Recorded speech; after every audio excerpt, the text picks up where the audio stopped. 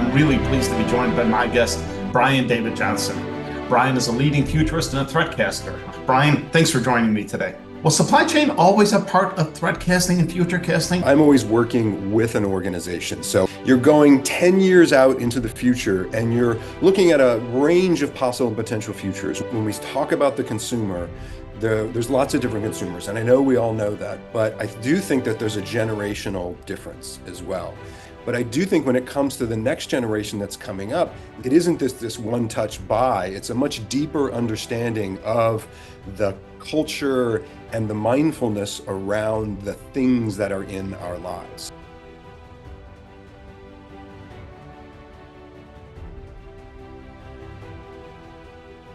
The consumers, you're talking about the younger generation. They don't have a pocketbook right now. The pocketbook sits with the older generation. Give me that inflection point. How far out to the future are we looking at from your perspective that, your students are now going to be the ones driving organizations to be more accountable, more responsible? I think it's really those life stages. I think that's one of the things I always find really interesting. So I said I work with social scientists and I work with historians a lot. And so different generations grew up during different times. So they have different values. They look at the world differently. But every generation goes through similar life phases, as you were saying. So as we're very, very young, we're coming up, we have more time than money. So we can see things and we don't have a lot of money. So we have to do sort of stuff and we're much more mindful. And then you're right. Then you enter this phase where you're in the job market, you're starting to build your life. You might starting to build a family, but there's that kind of time in their 20s. And then as they start to then build their families, start to have children if they choose to, and then they start to buy houses or buy homes. And there's that sort of as they move through it. And typically it's that time where they're starting to make those decisions. They're starting to put their money, and then also they're starting to invest. I think that's also a really interesting part of it, where as a part of, especially in America and in sort of Western countries, where they're starting to put their money. Because we do see lots of conversations going on around investment and where things are going. So I do think, again, it's as those students of mine, as they start to graduate and they enter the workforce, and then they start to make meaningful decisions, I think it's about that life phase. It's interesting. It's to your point, it's much more about the future and the implications for them as opposed to what is currently in their lives right now.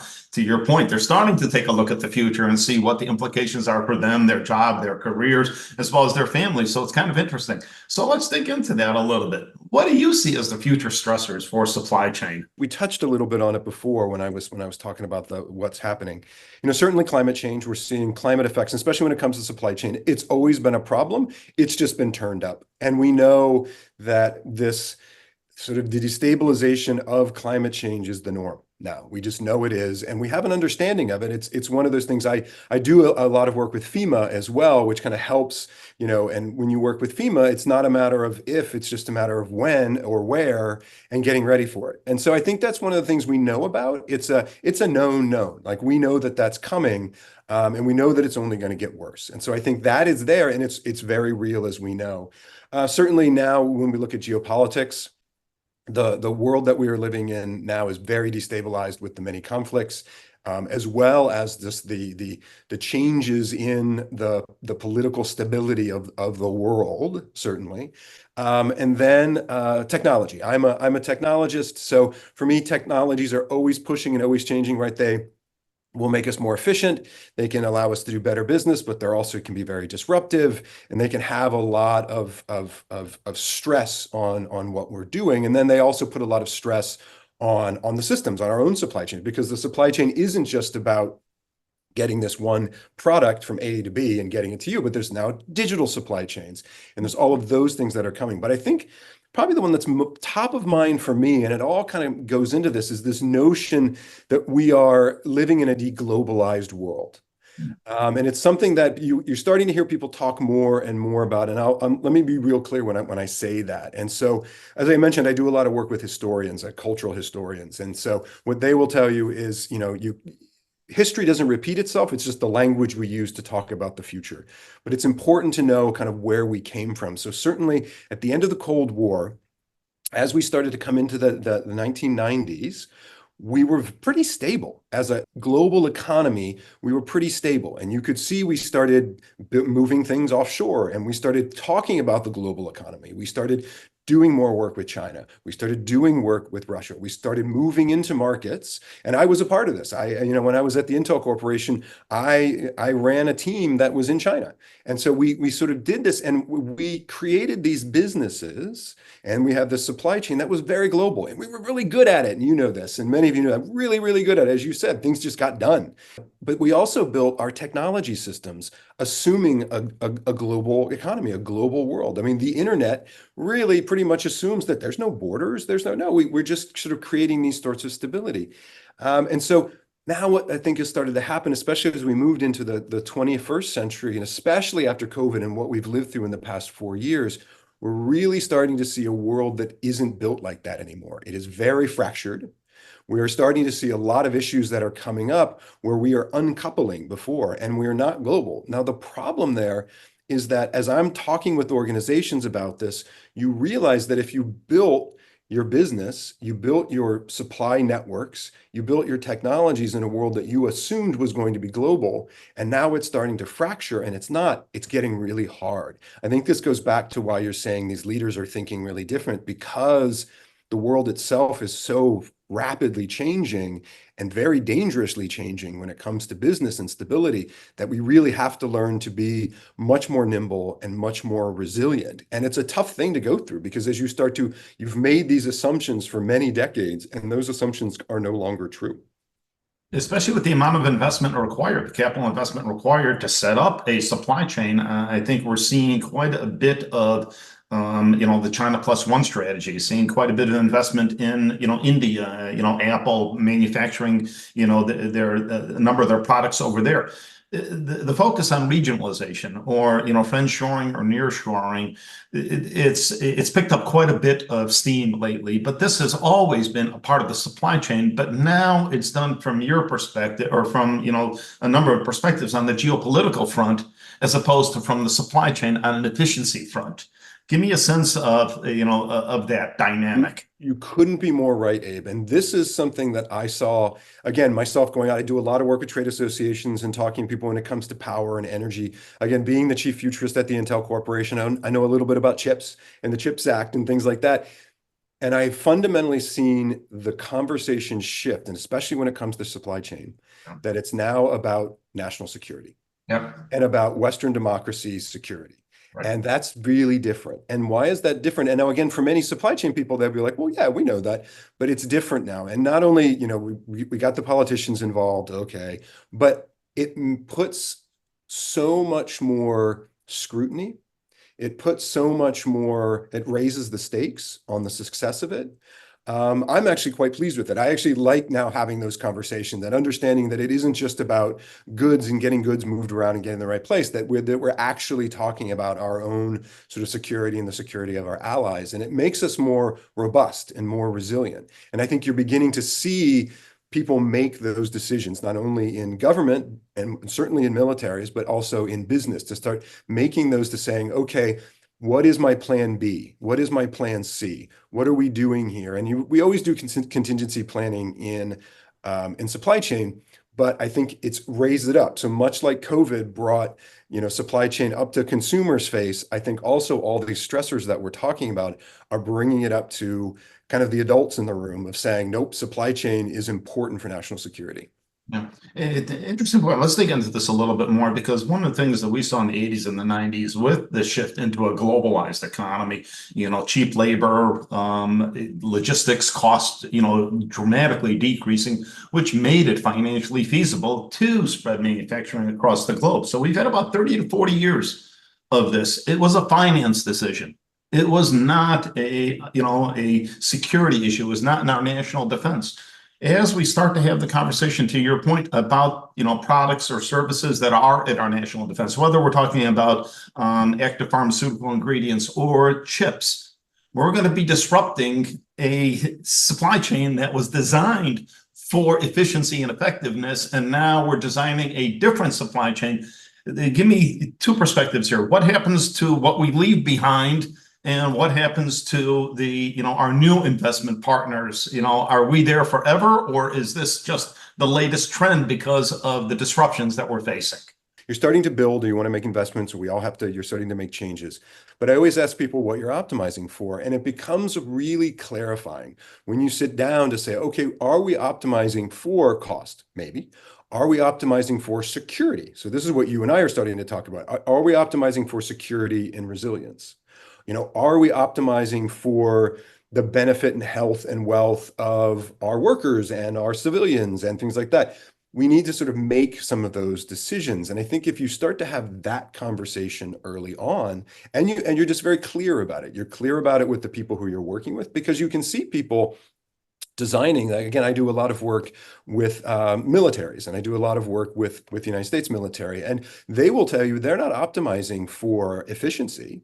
They're optimizing for security and safety, because that's what they do. I mean, and that's what we want them to do. That's why oftentimes, they'll get a bad rap that, oh, it's so inefficient. Well, part of it is like, it's supposed to be, because it can't fail. Right? You cannot have our national security fail. Like, it's that important. And so I think you start to have those conversations. And then I think to your main question, in those two areas, what we leave behind, I think part of it is saying, well, again, what are we optimizing for? As we start to exit, what is our hope? What is our intent? What do we want to happen? And how do we kind of think that through? And again, it's so different depending upon who you are and where you are. And then I think in the future, I think we know a couple of different things. Again, especially in this deglobalized world where destabilization is the new normal, that you just need to be comfortable with things being destabilized. That's just the way it's going to be for quite some time now. And I think with that in mind, you understand that with your partners, with your investments, you can't have this 100% certainty. If somebody comes to you and says, I know this is 100% certain, or, this is a generational contract where we're all going to be together, we all know that that's not true. And that's not being a pessimist. It's really just understanding that we know that destabilization is going to be coming, and as much as we can, we need to be prepared for it. That's, again, why we're doing so much more future casting and threat casting and getting people into this mindset, because it's not that you have to know everything or even predict the future, but getting that mindset. That's one of the things we heard from the members, from the ASCM members during COVID, is that, no, we hadn't. I mean, I actually had worked with a mathematical epidemiologist on a global pandemic. I mean, we had done pandemics before, but by no means did we predict it.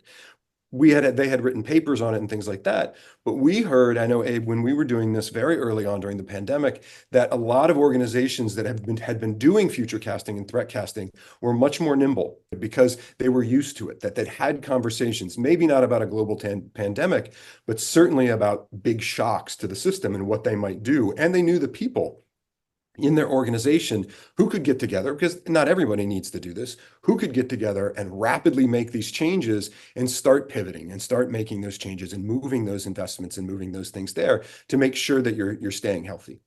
Really interesting point that you're bringing out in terms of, sort of that reflex, that ability to do it again and again and again. It's not, future casting is not a single type of activity. It's multiple activities. So in supply chain, we like certainty. I want an answer. I want a specific production volume. I want an inventory number.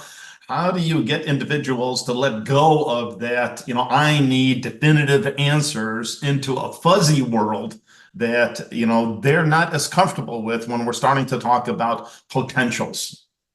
One of the parts about this type of thinking in future casting and threat casting is that it's, like I said, it's not a single person. You actually do it as a group, and you do it as a team. And then one of the things, that's one of my favorite quotes from the chief security officer at MasterCard, who does a lot of threat casting. His name's Ron Green. Ron's a great guy, good friend of mine. And what he'd like to say to people is, you don't exchange a business card in the middle of a crisis, that you do it beforehand. And I think this is why, and especially for this podcast, especially for ASCM, and Abe, you and I have done this for a long time, it's about all of us getting together, having these conversations together. Because in a crisis, you need your people. In a crisis, you're going to need people. But then also how you weather uncertainty. And again, we all know that certainty is a myth. So how you weather that uncertainty is you have friends. You have other people. You're not in it alone, especially in a supply chain. I mean, by definition, you're not alone. And so understanding that doing this type of thinking and having these conversations, as you said, Abe, where people talk about it more and more. Oh, I'm thinking about this, I'm thinking about this, I'm thinking about this. And it allows people to get comfortable being uncomfortable. Understand that the only thing certain is uncertainty. And that's okay. Again, I have a big joke going back to sci-fi, right? So I tell this to my students all the time. So if and many of you, again, sci-fi film nerds, remember Men in Black, right? You've got Tommy Lee Jones and you've got Will Smith. Awesome, awesome movie.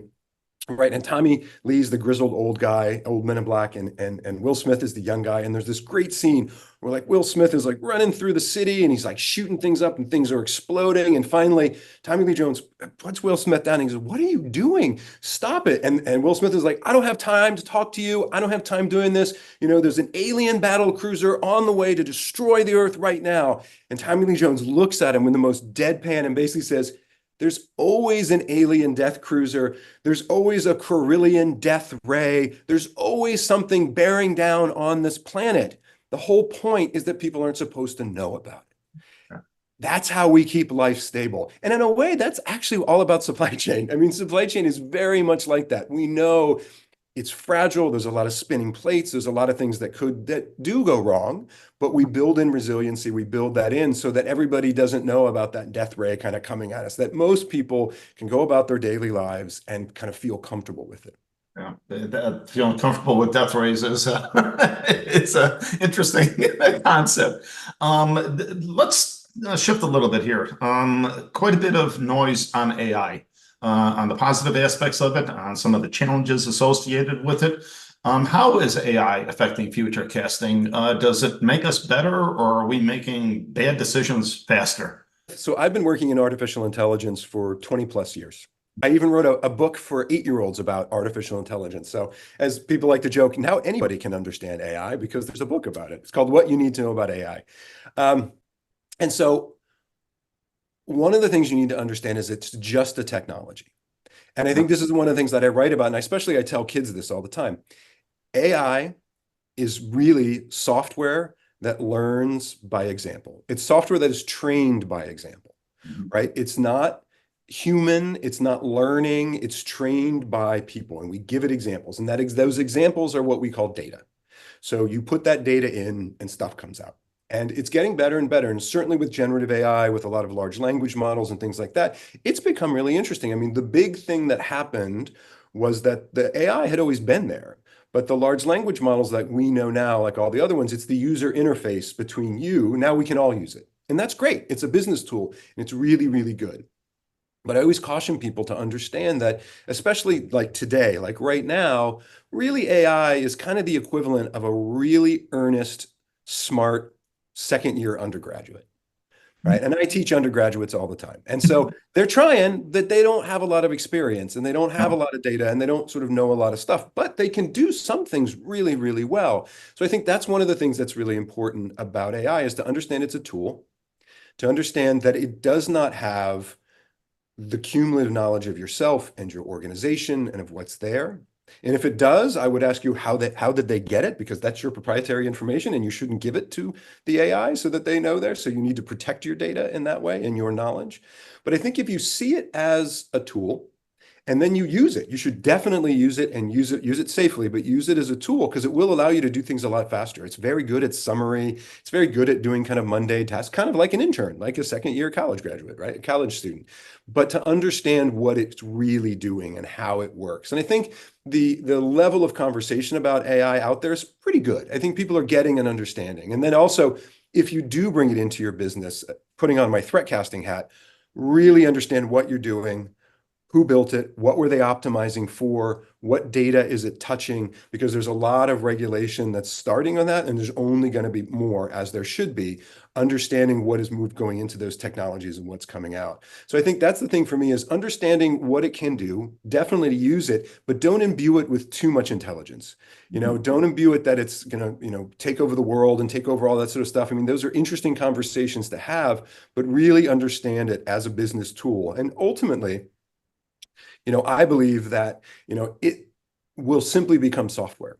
that this notion, if you remember back, you and I remember this, Abe. So back when we used to call the internet the information superhighway, right? We had a really dumb name for it, right? It was like, oh, and now, when you go up to is, back in the early days, we'd be like, oh, this lamp is connected to the internet. It's powered by the internet, or my TV is powered by the internet, or, my phone is now powered by, we don't say that anymore. That's silly. I do believe that as we move forward with artificial intelligence, it's going to be riven through everything. It's just software, and it's going to be software. And much like software allows us to do all the work that we're doing in our lives now, we all use software, same thing. It's just going to be kind of moved into that. But we're in this sort of this transition phase in kind of understanding what it's good for and what it's not good for. And again, we've seen it happen again with the internet, right? You remember the internet bubble, people are talking about an AI bubble. There's a lot that we can learn around how we take a new technology, get an understanding of what it's good at, get a little hyped up about it, and then watch the bubble burst and go, oh, okay, maybe it wasn't about that. Maybe it is just for doing these things.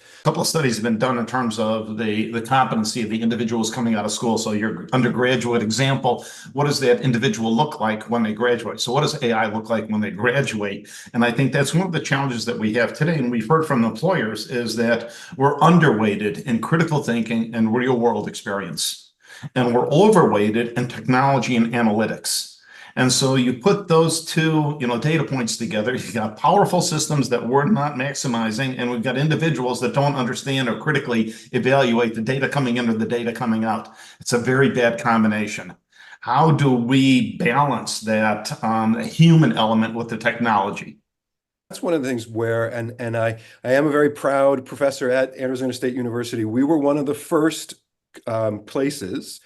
Dr. Andrew Maynard taught one of the first classes in large language models, in artificial intelligence. He embraced it the moment it came out and said, no, we are going to use this. And you can talk to a lot of different people, and a lot of schools are now starting to do this, that they're not saying, no, we shouldn't use it. No, they should totally use it, because what it's doing is it's putting stressors on what we thought we were training our next generation to do. Right. And we thought we were making them critical thinkers by having them write term papers. No, we weren't. We were actually creating really good term paper machines, and they were just do term papers, and then they were done and they moved on. And you're right. I think that's one of the things when it comes to AI and it comes to all these new technologies, right? It's AI, but it's also Internet of Things and supercomputing and all the other things that go around it.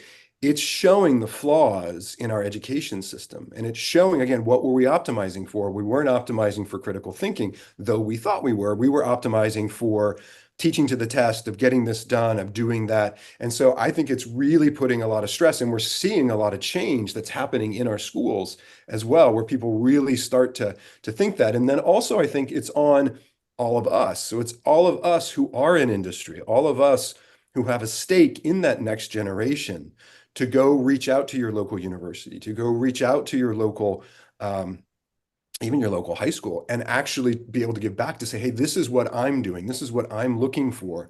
Because so many schools and so many universities want to create the workforce of the future. That's really what they want. It's not just about getting degrees and getting paid and all that. They really do want to do that. And as leaders in the workforce, going back to them and saying, hey, this is what I want. And again, you and I have had a long relationship with different universities. It's really, really important. So I think it's not all on the kids. It's on us to go back and say, hey, this is what we need. Yeah, interesting point. So, final question. Where does somebody start within an organization having a discussion about future casting and threat casting? I'm sure somebody sitting in the lunchroom and said, hey, I'd like to have a conversation about future casting and threat casting. And everybody's saying, yeah, just finish your lunch and go back to work. How do you start the conversation within the company? How does this become a regular part of their jobs? So there's two things that you can do. And I do this all the time with organizations. There's two things. One is on the threat casting side, is to say, is our organization, is my team, am I, as a professional, am I future-proofed? So go back to all the things we just talked about, Abe, right? Around climate, technology, geopolitical, deglobalized world, all of that. Think about yourself, think about your team, doesn't have to be the whole group, or think of, if you are a leader of the company, think about it and say, am I future-proofed? Have I thought this through? And have I just sort of imbued that type of thinking? Have I given myself the permission and I have given my employees, the people I'm working with, or my colleagues, the permission and the platform just to have that conversation. So just having the conversation is a big step. You know, it doesn't cost anything. It costs a little bit of your time, but that's about it. And I think just starting that conversation and reading books on it and things like that. Now, I think the other part is more for leaders, or if you're a junior person and you really do want to get into this, find a problem that needs solving. That's ultimately always what I do. Again, I'm an engineer. Everybody likes to say my engineer is showing.